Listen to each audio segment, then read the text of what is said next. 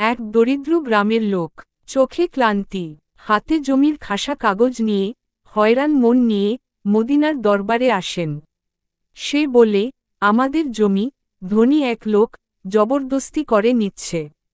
বাপ দাদার দলিল সেখানে নেই, তবুও সে আমাদের উচ্ছেদ করতে চায়। আলীর চোখে প্রশ্ন নেই, শুধু ন্যায়ের দৃঢ় সংকল্প। তিনি উঠে পড়েন, গ্রামের দিকে বেরিয়ে পড়েন। গ্রামের সন্ধিক্ষণে পৌঁছেন। লোকজন জমায়েত করেন। ক্ষোভ, কান্না, ভয়ের মিশ্রণ। ধনী লোকটি গর্বে গলা টেনে বলল, এই জমি আমরা অনেকদিন ধরে ব্যবহার করছি। তুমি দরিদ্র, কিভাবে দাবি করবে? আলী রাদিয়াল্লাহু আনহু দাঁড়ালেন। সমস্ত বক্তব্য মনোযোগ দিয়ে শুনলেন। কোনো গৌরব নেই, কোনো অবজ্ঞা নেই। তিনি প্রত্যেক সাক্ষীর কথাই শুনে নিলেন। একটি প্রমাণ সামনে আনা হতে লাগল। আলী রাদিয়াল্লাহু আনহু বললেন, যদি সত্য তোমাদের পাশে থাকে, তাহলে সত্য ও সঠিক বিচার হবে। কয়েকটি পুরনো সাক্ষী ও জমির সীমারেখা মিলিয়ে তিনি সিদ্ধান্ত নিলেন, জমি দরিদ্র পরিবারকে ফিরিয়ে দেওয়া হোক। ধনী লোক ক্ষুব্ধ হলেও ক্ষমতার জোরে সে আর অদ্ভুত কিছু পারে না। গ্রামবাসী কাঁধে কাঁধ ঠেকিয়ে আলীর সাথে যুক্ত হল। দরিদ্র পরিবারটি আল্লাহর শুকরিয়া আদায় করল। সুবহানাল্লাহ। আরও একটি ঘটনা হল, বদরের সকালে বন্দী আনা হল। যুদ্ধের রক্তছোঁয়া মুখগুলোতে ক্ষতচিহ্ন। এক বন্দী খারাপভাবে আহত, চোখে জীবনহীনতা। সৈন্যরা কষে বলল, একে শাস্তি দাও, সে আমাদের শত্রু। আলী রাদিয়াল্লাহু আনহু কাছে ঢুকে গিয়ে বন্দীর কপাল স্পর্শ করলেন। তিনি বললেন, যুদ্ধ শেষ হলে দয়া হওয়া উচিত।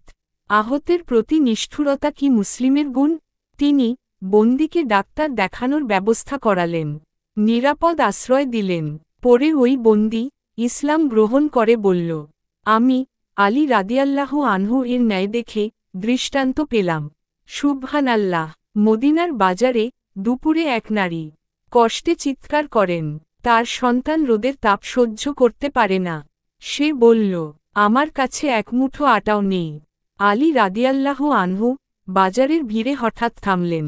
তিনি নিজের থলাটা খুলে শিশুটির হাতে দিয়ে বললেন, এটি নে, তুমিও মানুষের সন্তান। নারীর চোখে অনুগ্রহ ঢলে পড়ে।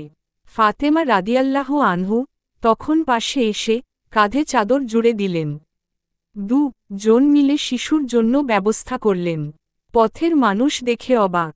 যে যোদ্ধা ভয়ে লুটে দেয় শত্রুকে, যে নেতা কঠোর সিদ্ধান্ত নিতে দ্বিধা করেন না, সেই নিজের হাতে শিশুর মুখে হাসি ফেরাতে পিছপা হয় না। সুবহানাল্লাহ। একবার গ্রামের এক লোক নারীর বিরুদ্ধে মিথ্যা কেলেঙ্কারি রচনা করল।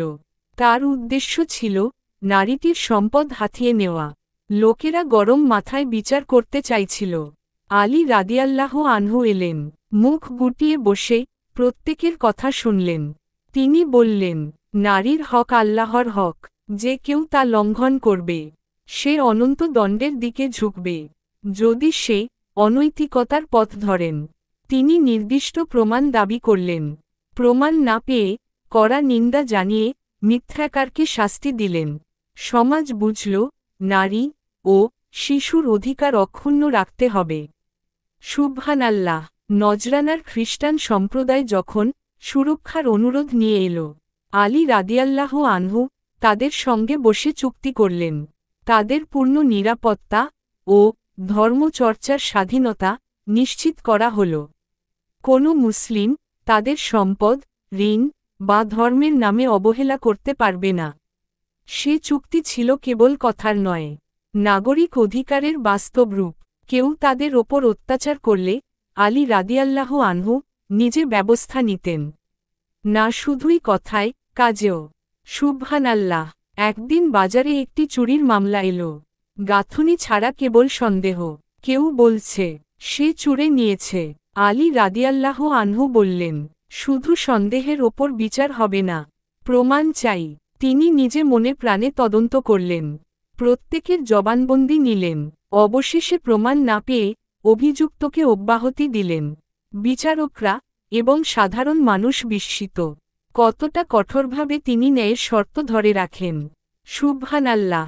খিলাফতের অভ্যন্তরে যখন ঝামেলা বাড়ল, লোকের দুর্নীতি, ক্ষমতার অপব্যবহার, তখন আলী নিজের উপার্জিত সম্পদ দিয়ে দরিদ্রদের সাহায্য করতে লাগলেন। কোনো দিন একজন ভিক্ষুকও ক্ষুধার্ত অবস্থায় ঘরে ফিরত না। তিনি নিজে বাজার থেকে খাদ্য নিয়ে দরিদ্রদের ঘরে পৌঁছে দিতেন। কখনো নিজেকে আবশ্যিকভাবে আলাদা রাখতেন না। তিনি বলতেন, সম্পদ আল্লাহ প্রদত্ত, তার সঠিক ব্যবহার মানুষের কল্যাণে। সুবহানাল্লাহ।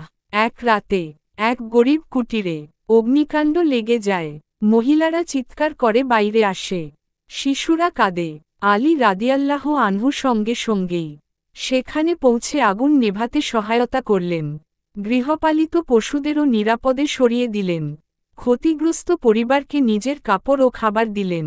পাশের লোকেরা দেখল, আলী এর চোখে সমান, উচ্চ মর্যাদাও, যেন কোনো পার্থক্য দেখায় না। সুবহানাল্লাহ। এক শিক্ষিত ব্যক্তির সাথে বিতর্কের সময়ে ওই ব্যক্তি বলল, শক্তিশালীকে প্রাধান্য দেওয়া উচিত। আলী রাদিয়াল্লাহু আনহু হেসে বলল, শক্তি যদি সত্য ও ন্যায়ের পক্ষে না থাকে, তবে তা বিপজ্জনক। ন্যায় এমন একটি আলো, যা সবাইকে সমান দেখায়। তিনি একাধিকবার সাধারণ মানুষের কষ্ট ও সূত্র ধরে পুনরায় নীতিগত নির্দেশ দিলেন। শাসনে ন্যায় প্রতিষ্ঠা করতে হবে, ব্যক্তির উপরে নয়, প্রমাণের উপর বিচার করতে হবে। সুবহানাল্লাহ। একদিন তিনি মাঠে গিয়েছিলেন, কাঠ কাটছিলেন, জ্বালানি সংগ্রহ করছিলেন, ঘরের দরজা মেরামত করছিলেন। সাহাবীরা অবাক হয়ে দেখলেন, যে ব্যক্তি যুদ্ধের দিনে সামনে দাঁড়ায়, সে এখনই তার পরিবারের জন্য নিজে কাজ করে যাচ্ছেন।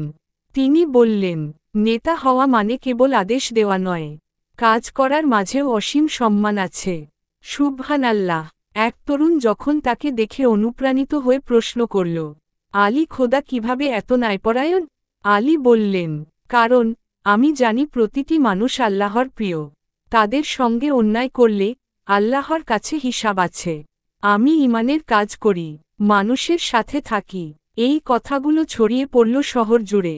মানুষ তাকে প্রিয় করে নিল। সুবহানাল্লাহ। একদিন বাড়ির দরজায় একজন পুরনো প্রতিবেশী এসে চুপচাপ দাঁড়ালেন। তিনি বললেন, তুমি আমাকে সাহায্য করছো না, আমি তোমার দেখা চাই। আলী অবিলম্বে তাকে খেতে নিয়ে গেলেন, খাবার দিলেন, পরের দিন কাজের ব্যবস্থা করলেন। প্রতিবেশী কাঁদতে কাঁদতে বলল, এত ভালোবাসা আমি কোথায় পাই? আলী উত্তর দিলেন, এটাই ধর্মের প্রকৃত রূপ। সুবহানাল্লাহ। একদিন শত্রু পক্ষের কাছে মনোযোগী অনুগতরা অভিযোগ নিয়ে এলো যে আলী পক্ষপাত করছেন। আলী কেবল তাদেরকে দিলেন, প্রমাণ আনুক। তারা চুপচাপ, কারণ আলী রাদিয়াল্লাহু আনহু সবসময় স্বচ্ছ ও পরিচ্ছন্ন পন্থায় বিচার করতেন। তিনি দলের সামনে দাঁড়িয়ে বললেন, আমি যদি কখনো অন্যায় কিছু করিও, তাহলে আল্লাহ আমাকে শাস্তি দিবেন। সমস্ত আইন ও নীতির মধ্যে মানুষের জীবন ও মর্যাদা রক্ষা করাই প্রথম। সুবহানাল্লাহ। শহরের শিশুদের হাসি ফিরে আসে, চোর দরবারে ভয় পায়, দরিদ্রদের ঘরে অন্ন পৌঁছে যায়। আলী রাদিয়াল্লাহু আনহু এর ন্যায় ও মানবিক আচরণ কোনো বাহ্যিক প্রচারণা নয়। এটি ছিল জীবনের অনুশীলন, প্রতিদিনের কাজ।